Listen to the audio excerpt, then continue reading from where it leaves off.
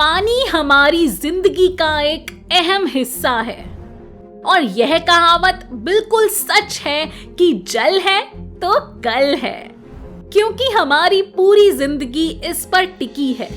लेकिन दुनिया में कई ऐसे देश हैं जिनके पास पीने के लिए पानी भी नहीं है। इसलिए आज हम आपको एक ऐसे देश के बारे में बताएंगे जिसके पास पैसे की कोई कमी नहीं है, लेकिन पानी की बहुत ज्यादा किल्लत है। नमस्कार दोस्तों, स्वागत है आपका हमारे YouTube चैनल हिंदी पैक में, जहां हम लेकर आते हैं आपके लिए बेहद ही इंटरेस्टिंग और मजेदार वीडियोस। दोस्तों, सऊदी अरब में रेतीली मिट्टी और ट्रॉपिकल रेगिस्तानी जलवायु है। यहाँ भारी मात्रा में तेल मौजूद है, जिस वजह से आज सऊदी अरब दुनिया के सबसे अमीर देशों में से एक बन गया है। लेकिन इतने पैसे होने के बावजूद यहाँ पानी की भारी कमी है, या यूं कहें कि इस देश में पीने योग्य पानी नहीं है। यहाँ ना कोई नदी है ना कोई समुंदर, पानी का एक कुआं है लेकिन उसमें पानी नहीं बचा है। यहाँ सोना है लेकिन पानी नहीं है। तो अब सवाल यह उठता है कि सऊदी अरब को पीने के लिए पानी कहां से मिलता है।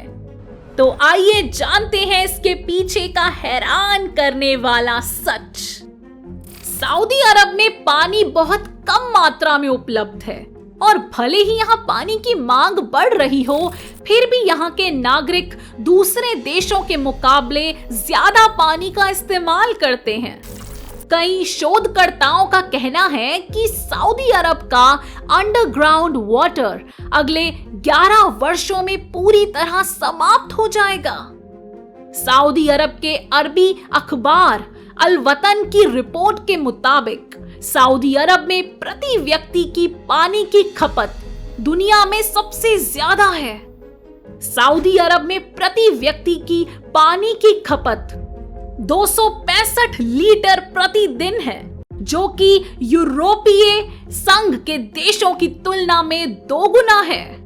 और इसी चीज को देखते हुए सऊदी अरब ने 2015 में ही पानी के व्यावसायिक इस्तेमाल पर टैक्स बढ़ा दिया था। सऊदी पानी पर टैक्स इसलिए बढ़ा रहा है ताकि उसका बेहिसाब इस्तेमाल रोका जा सके। सऊदी अरब के पास अब बहुत कम अंडरग्राउंड पानी बचा है, लेकिन कहा जा रहा है कि आने वाले कुछ सालों में वह भी पूरी तरह खत्म हो जाएगा। एक रिपोर्ट के अनुसार पहले यहाँ पानी के कई कुएं थे जिनका इस्तेमाल हजारों सालों से किया जा रहा था, लेकिन जैसे जैसे आबादी बढ़ती गई, यहाँ भूमिगत जल का दोहन भी बढ़ता गया। नतीजा यह हुआ कि धीरे धीरे कुएं की गहराई बढ़ती गई और कुछ ही वर्षों में कुआं पूरी तरह से सूख गया।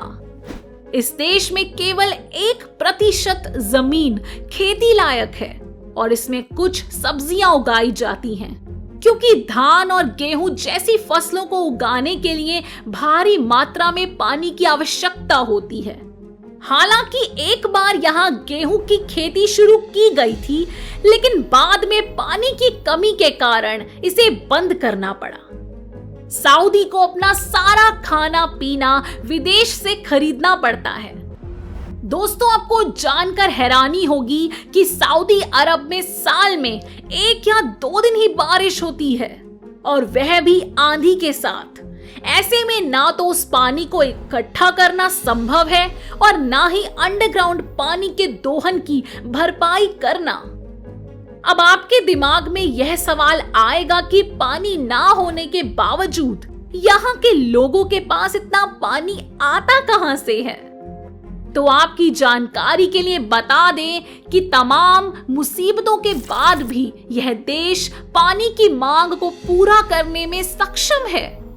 पानी के लिए यहाँ की सरकार के पास 2 उपाय हैं, जिसमें सबसे पहला है अक्वीफर्स। सऊदी अरब में अक्वीफर्स पानी की आपूर्ति का एक महत्वपूर्ण स्रोत है। एक्वीफर्स के जरिए अंडरग्राउंड वाटर की आपूर्ति की जाती है। इस तकनीक की शुरुआत सऊदी अरब की सरकार ने साल 1970 में की थी और धीरे धीरे अब यहाँ हजारों एक्वीफर्स बन चुके हैं। एक्वीफर्स के जरिए देश में लगभग हर क्षेत्र में उपयोग के लिए पानी की आपूर्ति हो जाती है, क्योंकि यह शहरी और कृषि दोनों क्षेत्रों में पानी का मुख्य सोर्स है। सऊदी अरब में पानी का दूसरा बड़ा सोर्स समुद्र है। दरअसल यहाँ के समुद्र के पानी को पीने योग्य बनाया जाता है। हालांकि समुद्र के पानी में नमक की मात्रा अधिक होती है, इसलिए समुद्र के पानी से नमक को डिसैलिनेशन द्वारा अलग किया जाता है और फिर यह पानी पीने योग्य हो जाता है। दरअसल डिसैलिनेशन समुद्र जल से खारापन दूर करने की प्रक्रिया को कहा जाता है। दुनिया भर के 150 देशों में समुद्र के पानी से नमक अलग कर इस्तेमाल किया जा रहा है। Saleen water conversation corporation 27 desalination स्टेशनों का संचालन करता है और हर दिन 3 बिलियन क्यूबिक लीटर पोर्टेबल पानी उत्पन्न करता है। शहरों की लगभग 70% जरूरतें इन मशीनों से पैदा होने वाले पानी से पूरी होती हैं और यह इंडस्ट्रीज के इस्तेमाल के लिए पानी भी मुहैया कराती है। बिजली उत्पादन भी इसका एक महत्वपूर्ण सोर्स है। दोस्तों, आपको जानकर हैरानी होगी कि सऊदी अरब तेल से होने वाली भारी कमाई का एक हिस्सा समुद्र के पानी को पीने योग्य बनाने में खर्च करता है। साल 2009 के एक आंकड़े के मुताबिक उस वक्त 1 क्यूबिक मीटर पानी से नमक अलग करने में 2.57 सऊदी रियाल करीब 50 रुपए खर्च हुए थे। इसके अलावा परिवहन का खर्च भी 1.12 रियाल यानी कि 20 रुपए से अधिक प्रति घन मीटर हुआ करता था। अब यह खर्च बढ़ गया होगा क्योंकि यहाँ पानी की मांग हर साल बढ़ रही है। 2011 में सऊदी अरब के तत्कालीन जल और बिजली मंत्री ने कहा कि देश में पानी की मांग हर साल 7% की दर से बढ़ रही है। ऐसे में आप अंदाजा लगा सकते हैं कि यहाँ पानी की समस्या कितनी गंभीर है। वैसे तो वैज्ञानिक भी डिसैलिनेशन की तकनीक को कम कीमत पर उपलब्ध कराने का प्रयास कर रहे हैं और उन्होंने कई समाधान भी खोजे हैं जिनके माध्यम से यह तकनीक पहले से थोड़ी सस्ती हो गई है। दोस्तों, आपको जानकर हैरानी होगी कि डिस्टिल्ड पानी का सबसे ज्यादा उपयोग मिडिल ईस्ट के देशों यानी सऊदी अरब, कुवैत, संयुक्त अरब अमीरात और बहरीन में होता है। लगभग दुनिया के 70% डिस्टिल्ड पानी का उपयोग केवल यही 4 देश कर लेते हैं।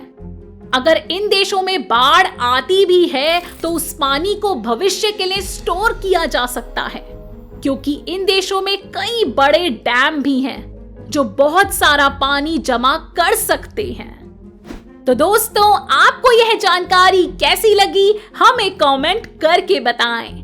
ऐसी ही महत्वपूर्ण और रोचक जानकारी के लिए हमारे चैनल हिंदी पैक को जरूर सब्सक्राइब करें और अगर जानकारी पसंद आई हो तो वीडियो को लाइक और शेयर करें।